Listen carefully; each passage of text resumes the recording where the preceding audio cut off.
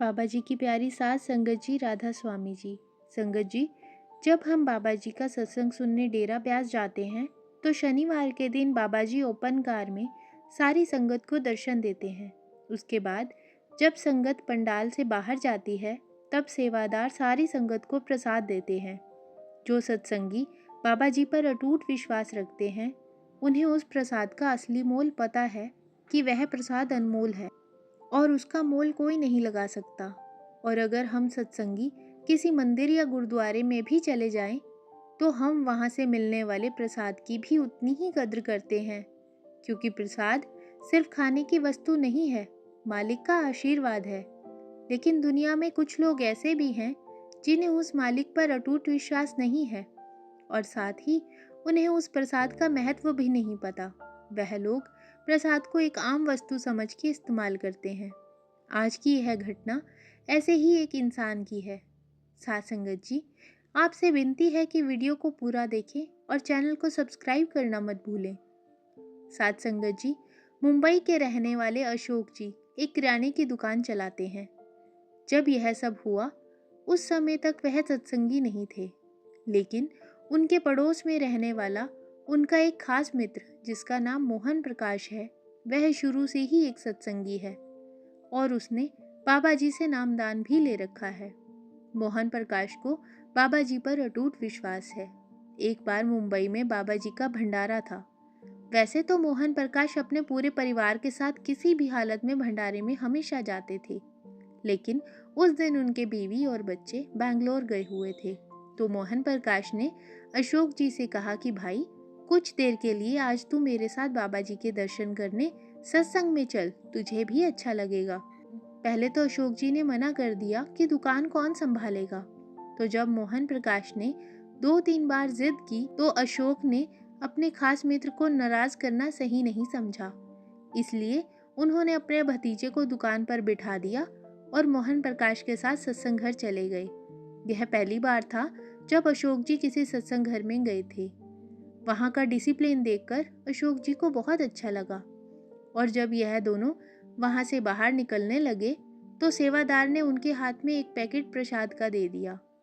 मोहन प्रकाश ने प्रसाद को माथे से लगाया और अपनी जेब में रख लिया और अशोक जी ने भी प्रसाद को अपनी जेब में रख लिया। फिर जब यह दोनों वापस घर आ रहे थे तो रास्ते में मोहन प्रकाश ने कहा कि भाई, इस प्रसाद के 2 दाने पूरे विश्वास के साथ रोज खाना, फिर देखना तेरे ऊपर कोई मुसीबत नहीं आएगी।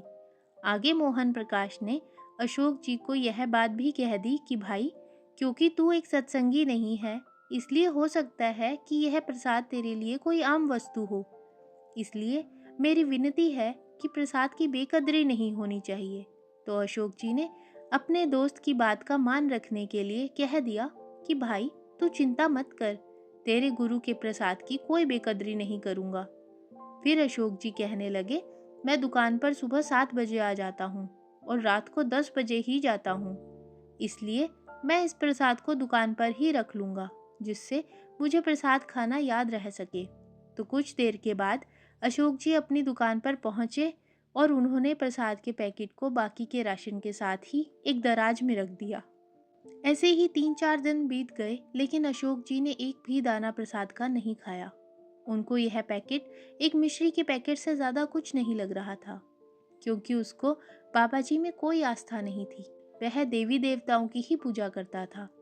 ऐसे ही एक बार उनके पड़ोस में रहने वाली एक औरत ने घर के राशन की लिस्ट अशोक जी के व्हाट्सएप पर भेजी और कहा कि यह सारा सामान घर भिजवा दीजिए और सारा सामान ज़रूरी है, कुछ भी मिस ना हो, घर में मेहमान आ रहे हैं। तो लिस्ट को अशोक जी ने अपने नौकर को देते हुए कहा कि यह सारा सामान निकाल दे। उस लिस्ट में उस औरत ने मिश्री भी लिखी हुई थी। जब नौकर सामान पैक कर रहा था तो उसने देखा कि सारा सामान तो है, लेकिन मिश्री उस दिन खत्म थी। तो उसने कहा कि सेठ जी, मिश्री शाम तक भिजवा देंगे। तो अशोक जी कहने लगे कि नहीं नहीं, उनके घर मेहमान आ रहे हैं और उन्होंने कहा है कि कुछ भी मिस नहीं होना चाहिए। ऐसा किया तो वह हमसे नाराज होकर पड़ोस वाली दुकान से राशन लेने लगेंगे और मैं नहीं चाहता कि मेरा ग्राहक टूटे। फिर अशोक जी ने कहा कि इस दराज को खोल, वहाँ मिश्री पड़ी है, वह बाकी के सामान के साथ पैक कर दे। तो नौकर ने कहा कि सेठ जी, यह तो वही प्रसाद है जो आप उस दिन सत्संग घर से लेकर आए थे। तो अशोक जी ने कहा, हाँ भाई, वही प्रसाद है, लेकिन यह मेरे किसी काम का नहीं। तू एक काम कर, इसको पैक कर दे, नहीं तो मेरा ग्राहक नाराज हो जाएगा। तो नौकर ने सेठ जी की बात को मानकर प्रसाद के पैकेट को बाकी सामान के साथ पैक कर दिया और उस औरत के घर दे आया। अब अशोक जी बड़े खुश थे कि उसकी ग्राहक नाराज नहीं हुई। इसके कुछ ही दिनों में ना जाने क्या हुआ कि इतनी अच्छी चलने वाली अशोक जी की दुकान धीरे धीरे कम चलने लगी। कुछ ही महीनों में हाल ऐसा हो गया कि राशन पड़ा पड़ा एक्सपायर होने लगा, लेकिन बिकता नहीं था। और जिस ग्राहक को नाराज ना करने के लिए अशोक जी ने बाबा जी का वह प्रसाद का पैकेट बेच डाला था, अब वह ग्राहक भी उनके पड़ोस वाली दुकान से सामान लेने लगी। जब अशोक जी ने एक बार उससे पूछा कि आप तो कई सालों से मेरी दुकान से राशन लेती हो, अब आप वहां से क्यों लेने लगी? तो वह औरत कहने लगी कि मुझे पहले पता होता कि आपकी दुकान पर रेट उससे ज़्यादा है तो मैं कभी भी आपसे राशन ना लेती। यह तो भला हो मेरी काम वाली का, जब एक दिन मैंने उसको 100 रुपये देकर कहा कि आपकी दुकान से लाल मिर्च का पैकेट लेकर आए, लेकिन वह आपकी दुकान की बजाय पड़ोस की दुकान से लाल मिर्च ले आई और उसने मुझे मिर्च के साथ 20 रुपये भी लौटा दिए। तो जब मैंने उससे पूछा तो उसने कहा कि मैं यह दूसरी दुकान से लाई हूँ, और जब मैंने बाकी के सारे राशन का रेट चेक किया तो मुझे पता चला कि आपने मुझे इतने साल कितना लूटा है। यह कहकर वह औरत वहां से चली गई और अशोक जी को कुछ समझ नहीं आ रहा था कि आखिर मेरी दुकान पर सेल इतनी कैसे गिर गई। आगे चलकर हालत ऐसी हो गई कि अशोक जी को अपने नौकर को भी हटाना पड़ा और पूरा दिन अशोक जी दुकान पर खाली बैठकर घर चले आते, लेकिन ग्राहक न के बराबर ही आते।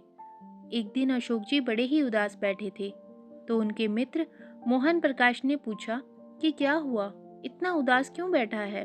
तो अशोक जी ने कहा कि मेरी दुकान का काम बिल्कुल खत्म हो गया है। तब मोहन प्रकाश जी ने हैरानी से पूछा कि भाई, ऐसा कैसे हो सकता है? मुझे विश्वास है कि बाबा जी के प्रसाद को रोज खाने से तेरा काम और बढ़ेगा, लेकिन मैं यह नहीं मान सकता कि प्रसाद खाने से तेरी दुकान का काम खत्म हो गया। साथ संगत जी, मोहन प्रकाश जी को यही लगता था कि अशोक जी रोज प्रसाद को खाते हैं, लेकिन फिर अशोक जी ने ही मोहन प्रकाश जी से कहा कि भाई, मुझसे गलती हो गई, मैंने उस पैकेट को बेच दिया था और उसके बाद से ही मेरी दुकान का यह हाल होता जा रहा है। तो यह सुनकर मोहन प्रकाश जी दंग रह गए और अशोक जी को खूब डांटा और कहा कि मैंने तुझे समझाया था कि प्रसाद की बेकदरी नहीं होनी चाहिए। अशोक जी ने माफ़ी मांगी क्योंकि इसके अलावा वह और कुछ नहीं कह पाए। अशोक जी कहने लगे कि भाई, अब तू मुझे इस मुसीबत से निकाल, मैं क्या करूं? गलती तो मुझसे हो गई है, और जिस औरत को नाराज ना होने देने के लिए मैंने प्रसाद बेचा था, आज वह भी मुझे बहुत कुछ सुनाकर चली गई।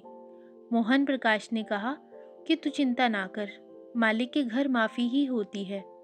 मैं कुछ दिन में डेरे जा रहा हूँ, तू मेरे साथ चल और अपने किए की माफ़ी मांग ले और दोबारा वहाँ से प्रसाद लेकर उसकी अच्छे से कदर करना। तो कुछ दिनों के बाद दोनों ट्रेन में बैठकर डेरे पहुँच जाते हैं और अशोक जी अपने किए पे बहुत पछताते हैं और बाबा जी से माफ़ी मांगते हैं। और जब यह दोनों प्रसाद लेकर घर आ रहे थे तो अशोक जी बाबा जी की एक फ़ोटो भी खरीद लेते हैं, क्योंकि उसको कहीं ना कहीं यह विश्वास था कि जो सज़ा दे सकता है वह माफ़ी भी जरूर देगा। और मुंबई पहुंचकर अशोक जी रूटीन में सत्संग घर जाने लगे और वहां सेवा करने लगे और प्रसाद के 2 दाने हर रोज पूरी श्रद्धा से खाने लगे। मालिक की कृपा होने लगी और धीरे धीरे अशोक जी की दुकान फिर से चलने लगी और अब उसको बाबा जी पर पूरा विश्वास हो गया और वह एक सत्संगी बन गया। और कुछ ही महीनों में उसने नामदान लेने के लिए कोशिश की, लेकिन उन्हें पहली बार में पर्ची नहीं मिली। लेकिन उन्होंने हिम्मत नहीं हारी और दोबारा कुछ महीनों में फिर से कोशिश की और इस बार अशोक जी को नामदान की बख्शीश हो गई। साथ संगत जी, हम यह समझाना चाहते हैं कि अगर आस्था ना हो तो प्रसाद मत लो, लेकिन अगर ले लिया है तो फिर उस जगह के लिए मन में आस्था है या नहीं, तब भी उस प्रसाद की पूरी कदर होनी चाहिए, क्योंकि प्रसाद मालिक का आशीर्वाद होता है और यह आशीर्वाद किसी नसीब वाले को ही मिलता है। साथ संगत जी, आज की साखी अच्छी लगी हो तो कमेंट बॉक्स में राधा स्वामी जी जरूर लिखें। वीडियो को लाइक, शेयर और चैनल को सब्सक्राइब करना मत भूलें। राधा स्वामी जी।